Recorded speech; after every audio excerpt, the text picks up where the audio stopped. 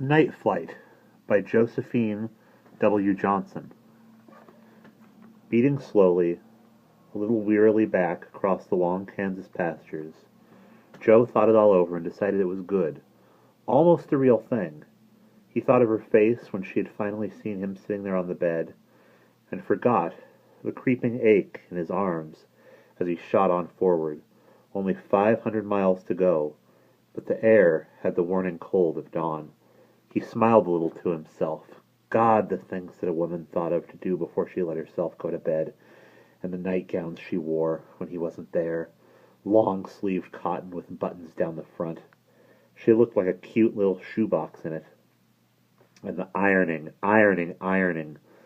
Well, he'd paced up and down, half wild, and she'd stood there, mashing down a tablecloth, pleating up a skirt, looking straight at him and not knowing he was there. Then she just sighed and folded up in a chair and taken off her shoes. He'd noticed how little her feet looked in the damp stockings, with 3 runs up the side. Then she'd got up and gone to the icebox and made herself a little sandwich of bread and butter and a slice of cold sweet potato, and drunk some milk straight out of the bottle, and wiped her mouth on her sleeve. It made him hungry, and he'd almost reached over her shoulder and grabbed a cold slice of ham, but remembered Polachek's warning just in time. Don't eat, Joe. Don't drink. You might ground yourself coming back. It has happened. He had shaken his head in an ominous and warning way, and in his silence Joe read some unspeakable fate. Then Charlotte puttered and puttered and puttered, washing her stockings and hanging them first in one place and then in another, and brushing her lovely thick black hair, and looking at herself in the mirror to see how much bigger she'd got round the waist. And then, just standing there like a kid, making faces at herself and whispering. He loved her so much he thought his heart would crack. And then, he thought he would let loose and crack her too if she didn't quit dawdling. Then finally she turned out the lights and sat down on the bed facing west, and looked out at the moon, and spoke in his name, once or twice. And that was all the praying she seemed to do, and then she'd gone to sleep and found him there. Jesus, Joe said quietly to the Kansas prairies. She was sure surprised. It hadn't taken as much explaining, though, as he'd expected. Apparently, she had thought of it too, and wanted him to teach her how, but he'd said no, he wasn't going to have her flying around at night. And besides, his bunk wasn't very big, and for God's sake, suppose they had a night alarm and inspection. This isn't the Mexican Army, baby, he'd said. It's for adults only, and all of those adult males. She had thought him wonderful to have learned so quickly, and since she pointed it out, he realized it was pretty wonderful, come to think of it. This was only Monday, and Sunday morning, Polachek had told him of his dream. And in the dream, I ran from those dogs, but I see no reason why I ran. I could have flown. He looked at Joe and slowly lifted his glass of beer. I often fly. Home? Home to Czechoslovakia. He looked into Joe's grinning eyes. Tonight, when it is dark, I will teach you how.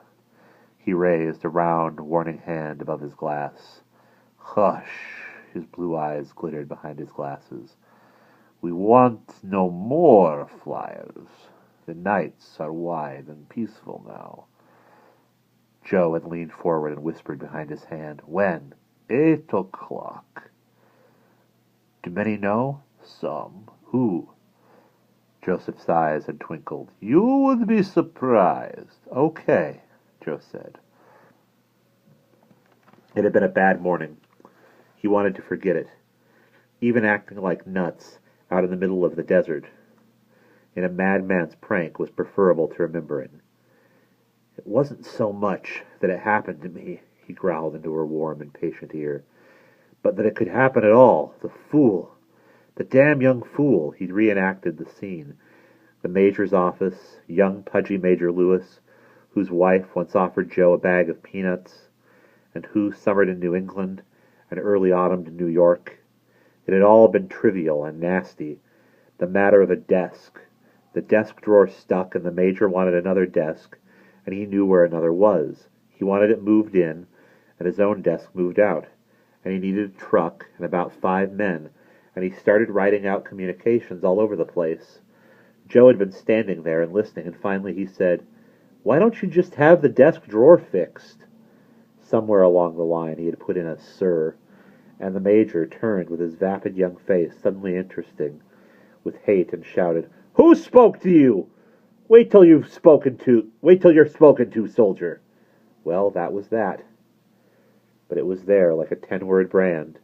And then I just went out with Yosef, and he showed me how.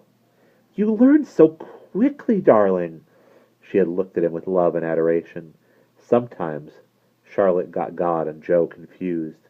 He laughed and hugged her, and muttered that it was something that any fool could do. He told her how it had felt, his spirit slipping quickly between the beds, shuffling out into the moonlight desert.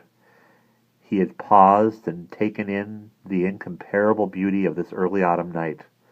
South, the wide snow-streaked peaks, beautiful and barren in the white moonlight, the clean, icy air poured down his lungs. All round him the silent tarboard barracks, and the sand sleeping in the great white flooded light, the army trucks, huddled now on row on row like shrouded beasts. Quietly Joe had lifted one long arm and then the other. He whirled them like a ship's propeller and felt the blood race through his veins. "Contact," he whispered, grinning. Then, warmed up, he had started taxiing across the sand, his long mountain legs casting wild shadows from the moon. He aimed for the eastern fence and planned to take off and soar above the spiked wire in a gesture of derision. But halfway down the road he slowed down suddenly and crouched.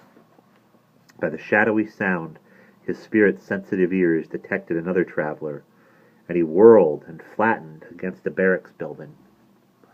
From a door of the officers' quarters,